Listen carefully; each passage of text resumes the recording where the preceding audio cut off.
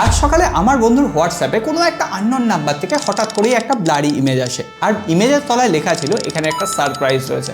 আর আমার বন্ধু কোনো রকম ভাবনা চিন্তা না করেই ওই ব্লার ইমেজটা ওপেন করে ফেলে, আর সঙ্গে সঙ্গে আমার বন্ধুর অ্যাকাউন্ট থেকে না 20,000 টাকা কেটে যায়। হ্যাঁ, একদম ঠিক শুনছো, বাকি ঘটনাটা বলছি তার আগে এই ভিডিওটা শেয়ার করে দাও। আর যদি তোমরা নতুন হয়ে থাকো অবশ্যই ফলো করে রেখো, যাতে এই ধরনের ইম্পর্টেন্ট আপডেট না মিস হয়ে যায়।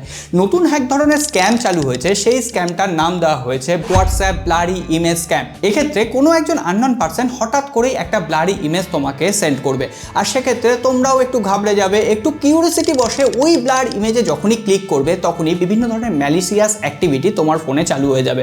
আর ফলে সঙ্গে সঙ্গে তোমার ফোনের কন্ট্রোল ওই সমস্ত হ্যাকারদের বা আননোন পারসনের কাছে চলে যাবে। তারা তোমার ফোনের ওটিপি থেকে শুরু করে নেট ব্যাংকিংয়ে কী কী আছে, কত টাকা আছে, সমস্তটা অ্যাক্সেস করতে পারবে। ফলে তোমাদের ব্যাংক অ্যাকাউন্ট খালি করতে আর কোনো রকম দেরি হবে না।